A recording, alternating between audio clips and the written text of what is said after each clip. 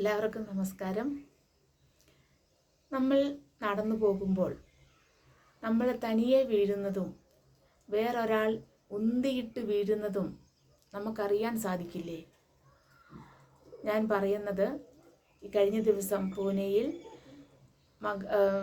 സിയ എന്ന യുവതി അവളുടെ കാമുകനുമായി ചേർന്ന് അവളുടെ പ്രതിസുത വരനെ ഒരു കൊക്കയിലേക്ക് തള്ളിയിട്ട് കൊന്ന സംഭവത്തെക്കുറിച്ചാണ്. നമ്മളെല്ലാവരും അറിഞ്ഞ ഒരു സംഭവമാണത്. വളരെ എല്ലാവരും കേട്ട് അത്ഭുതപ്പെടുകയും വേദനിക്കുകയും ഒക്കെ ചെയ്ത ഒരു സംഭവമാണ്.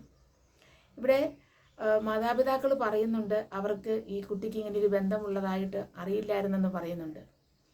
പോലീസുകാർ ചോദിക്കുന്നുണ്ട്, നിനക്ക് ഇങ്ങനെ ഒരു ബന്ധം ഉണ്ടെങ്കിൽ, നിനക്ക് ഇവനെ ഇഷ്ടമായിരുന്നെങ്കിൽ അവനുമായിട്ട് ഒളിച്ചോടി പോകാമായിരുന്നില്ലേ എന്ന് ചോദിക്കുന്നുണ്ട്. അപ്പോൾ ഈ പെൺകുട്ടി പറയുന്നത്, അങ്ങനെ പോയി കഴിഞ്ഞാൽ കുടുംബക്കാർക്ക് അത് നാണക്കേടുണ്ടാക്കും എന്നാണ് പറയുന്നത്. ഇപ്പോൾ കുടുംബക്കാർക്ക് ഒരു നാണക്കേടുമില്ലേ?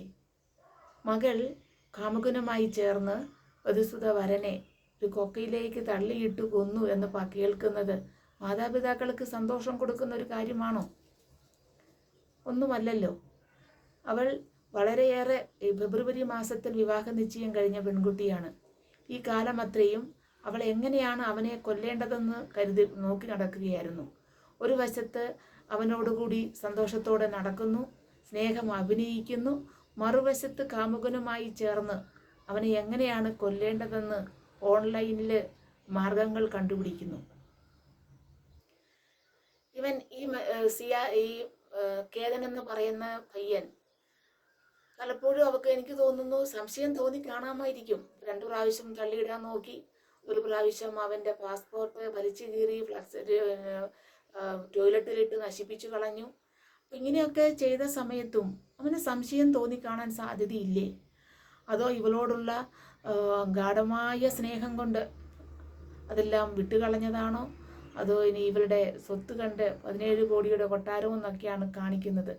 അപ്പം അത് കണ്ട് ഇവന് അതിലങ്ങ് മയങ്ങി വീണു പോയതാണോ എന്താണോ എന്നറിയില്ല. ഇവള് പറയുന്നുണ്ട് ഇവൾക്ക് ഈ പയ്യനോട് വലിയൊരു സ്നേഹമില്ലായിരുന്നെന്നാണ് തോന്നുന്നത്. എന്നുവെച്ചാൽ അവന് മുടി കൊഴിച്ചിലുണ്ടായിരുന്നു, സംസാരത്തിൽ ചെറിയ വിക്കലുണ്ടായിരുന്നു എന്നൊക്കെ പറയുന്നുണ്ട്. അപ്പോൾ എന്തൊക്കെ ഉണ്ടെങ്കിലും അത് ഒന്നുകിൽ അവൾക്ക് അവളുടെ പേരൻസിനോട് തുറന്ന് പറയാമായിരുന്നു, എനിക്കിങ്ങനെ ഒരു ബന്ധത്തിൽ താല്പര്യമില്ല എന്ന് പറയാമായിരുന്നു. അപ്പോൾ പേരൻസ് അതിനുള്ള മാർഗം കണ്ടുപിടിച്ചേനെ. അല്ലെങ്കിൽ ആ മകനോട് പറയാമായിരുന്നു, എനിക്ക് നിന്നോട് താല്പര്യമില്ല എന്ന്. എന്തെല്ലാം മാർഗങ്ങളുണ്ടായിരുന്നു. ഇപ്പോൾ അവൾ ചെയ്ത ആ ഒരു പ്രവൃത്തി കൊണ്ട് എത്ര പേരുടെ ജീവനാണ്, എത്ര പേരുടെ കുടുംബജീവിതമാണ് പോയിരിക്കുന്നത്. അവളുടെ ജീവിതമോ പോയി. ഇന്നലെ അമ്മ പറയുന്നുണ്ടായിരുന്നു, എൻ്റെ മകള് കുറ്റക്കാരിയെങ്കിൽ അവളെ തൂക്കിക്കൊല്ലണമെന്ന്. എന്തായാലും ഒരു അമ്മയും അപ്പനുമല്ലേ. മകളിങ്ങനെ ഒരു കാര്യം ചെയ്തു കഴിയുമ്പം അവർ വേദനിക്കാണ്ടിരിക്കുമോ? അവരുടെ കുടുംബം വേദനിക്കാണ്ടിരിക്കുമോ? ആ മകൻ്റെ കുടുംബമോ മകൻ്റെ മാതാപിതാക്കളോ? ഈ പെൺകുട്ടി ചെയ്ത ഒരു പ്രവൃത്തിക്ക് എത്ര പേരാണ് വേദനിക്കുന്നത്, എത്ര കുടുംബങ്ങളാണ് വേദനിക്കുന്നത്. ഇതൊക്കെ പെൺകുട്ടികൾ എന്ന് പറയുമ്പോൾ അവർക്കൊക്കെ കുറച്ചൊക്കെ ദയ, കരുണ, അനുകമ്പ ഇതൊക്കെ കാണേണ്ടവരല്ലേ ഈ പെൺകുട്ടികള്. സാധാരണ ഗതിയിൽ പെൺകുട്ടികൾ അങ്ങനെയാണ്, അവർക്ക് എന്തെങ്കിലും ഒക്കെ ഉണ്ട്. പക്ഷെ ഇപ്പോൾ ഒരു തലമുറ, എല്ലാവരും ഒന്നുമില്ല, ഞാൻ പറയുന്നില്ല കേട്ടോ, കുറേ നല്ല പെൺകുട്ടികളുണ്ട്. ഒക്കെ എന്ത് കേട്ടാലും ഒരു അനുകമ്പയും ദയയും കരുണയും ഒക്കെ കാണിക്കുന്ന കുട്ടികളുണ്ട്. പക്ഷെ ചില പെൺകുട്ടികളുണ്ട്, അവർക്ക് വിവാഹത്തിന് മുമ്പ് ബന്ധമുണ്ട്, ആ വിവാഹം കഴിഞ്ഞാലും ആ ബന്ധം കൊണ്ടു നടക്കുന്നവരുണ്ട്. അതിൻ്റെ പേരിൽ വിവാഹ ജീവിതത്തിൽ വളരെയധികം ബുദ്ധിമുട്ട് അനുഭവിക്കുന്നവരുണ്ട്. പുരുഷന്മാരുമുണ്ട്, സ്ത്രീകളുമുണ്ട്, എല്ലാവരുമുണ്ട്.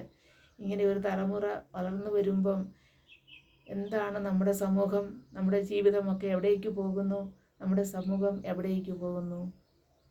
Thank you.